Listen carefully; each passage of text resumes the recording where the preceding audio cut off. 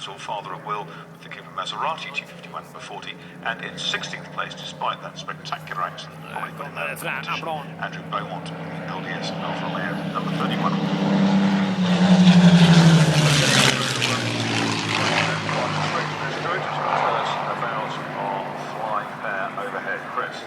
Here come Ferocious Frankie and MH434 again. Ferocious Frankie, the wonderful P51D Mustang, flown today by Nigel Lamb, was built and accepted by the United States Air Force in February 1945.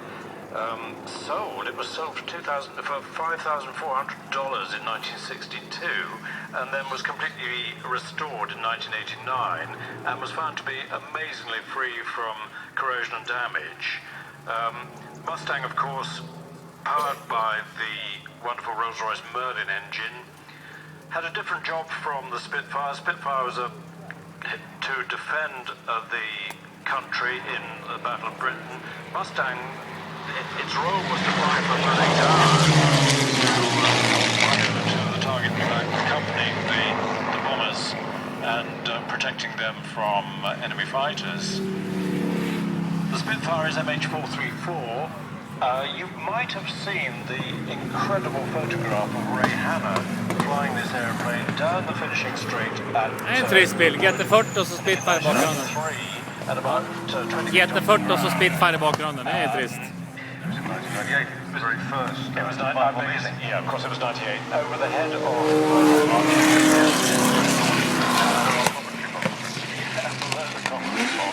And Ray had his knuckles wrapped by... But he said, okay, we'll do it again.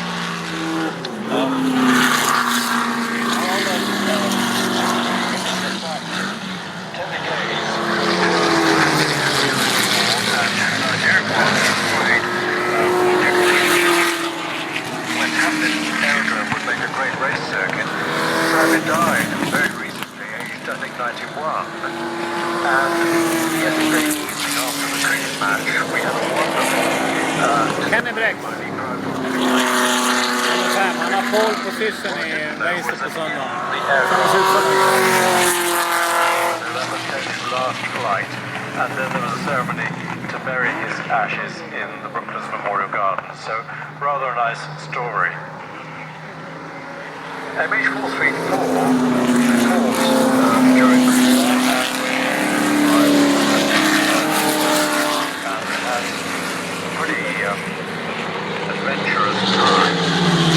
And it was sold after the war to an airline pilot. And subsequently it was sold to Sir Adrian Swire, chairman of the Swire Group, which actually owns Cathay Pacific. And it was Adrian Swire who had it repainted in the camouflage colours.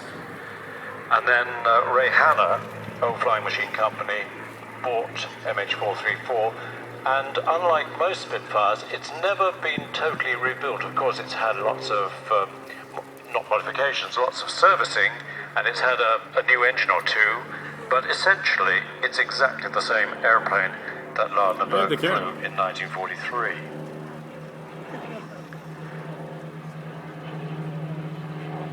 So, Spitfire following Mustang, not quite so close together, high approach. It's very interesting to compare the wing shape of the Mustang from that of the Spitfire.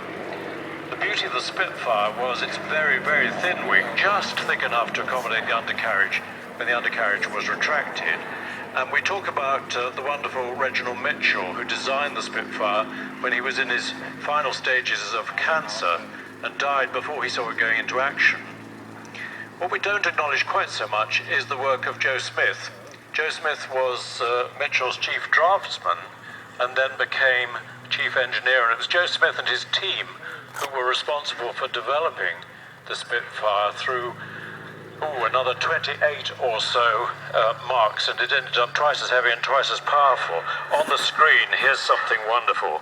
This is the Canberra PR9, and this is the only Canberra flying, and it's flying after a 2-year renovation, hasn't flown until last month for 7 years, Kommer den. And Mike Davis of Mid-Air Squadron, based at Kemble in Gloucestershire, has taken this aircraft through a major restoration with a lot of paperwork difficulties getting its permit to fly. The Canberra was designed by Ted Petter of English Electric and went through a number of phases, but its primary role was multi-role bomber. But the great thing about the Canberra was its ability to fly at enormous altitude, which is why the PR, the photo reconnaissance version, would fly, for instance, along the East German border at about 60,000 feet, with a camera pointing obliquely down, taking incredibly detailed photographs. Teddy Petter, of course, then went on to design the English Electric Lightning. Apparently he didn't suffer fools gladly. He didn't get on the wrong side of Mr. Petter. But he was a brilliant designer. Canberra, not a terribly easy airplane to fly, because you can see that the engines are quite far out on the wing. So if one engine decided to stop work when you were climbing away, it was quite difficult to keep the aircraft straight. As you can imagine, there's a lot of power trying to pull it one way or the other.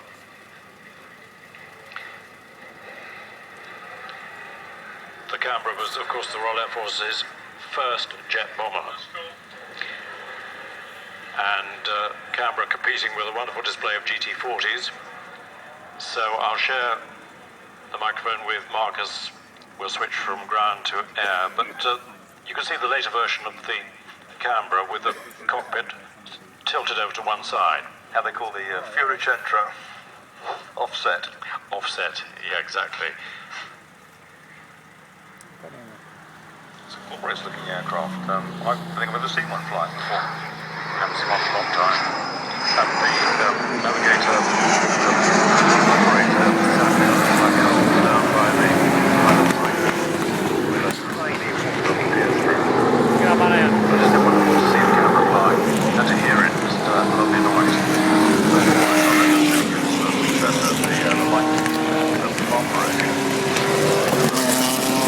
Det var Vampire där, va? It's all over.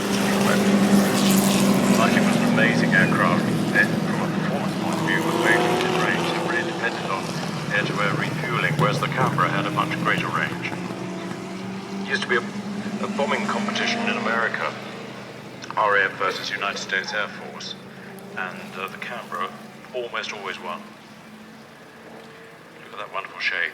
That wing is a very clever design, very strong, so the Canberra operated at equally well at low level and very high level. Where's this aircraft operating from, Chris? Do you know? Yeah, it's based at Kemble in Gloucestershire. Where the Red Arrows used to be. Where the Red Arrows were.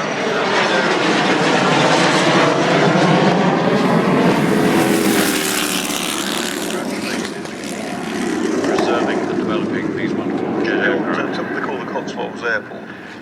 Cotswolds International Airport. Yeah. Most of us still refer to it as Kemble. It's a very nice airfield to visit. It's also where there's a company dismantling aircraft, so it's rather sad. Back to Marcus. Well, that's absolutely terrific. Thank you for that rundown, Chris. We've got now a whole bevy of Ford GT40s on track, and it was here back in 1964 where one of its very, very early runs, the second prototype, was tested a couple of times by Roy Salvadori.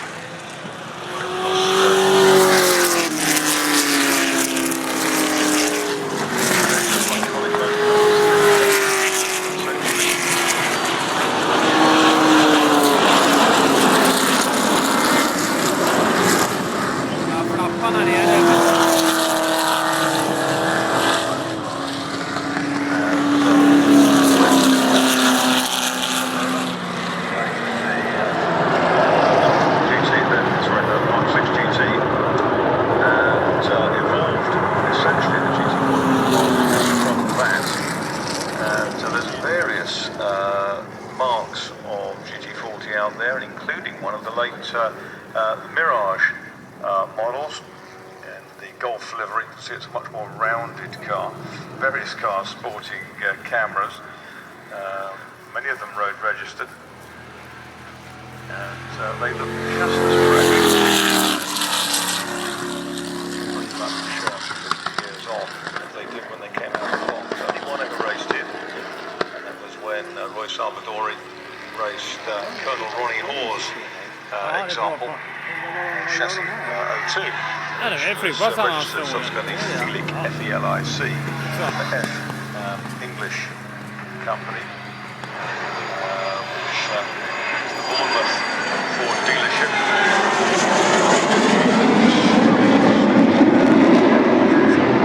Which separately to the versions, and later to the Mighty Mark IVs.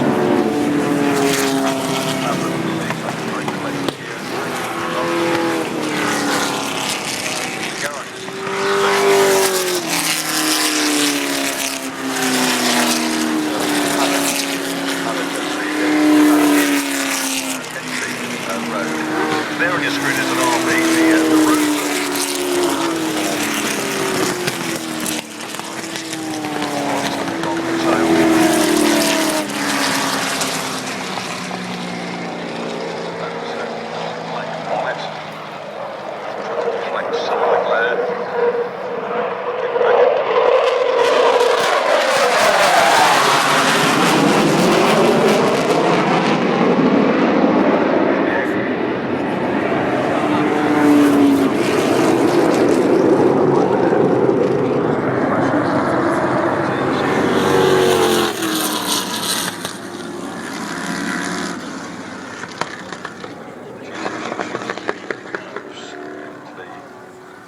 Icon among race cars. That's the car, the green one, that Henri Pescarolo, multiple Le Mans winner, and Fabien Sarai are sharing in the Whitson Trophy.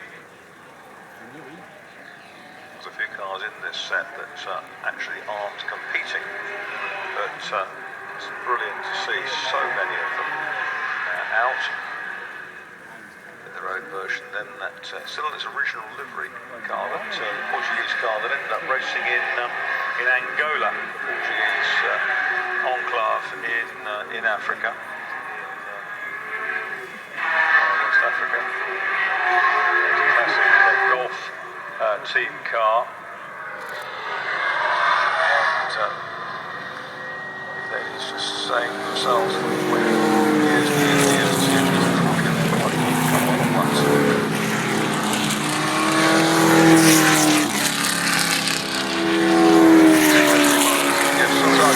I'm just trying to see how many would have bubble in the room. Right, it's number 34, 19. Some of the other ones I certainly got. Without a bump in the room, I'm not sure even with, actually, like a GT43.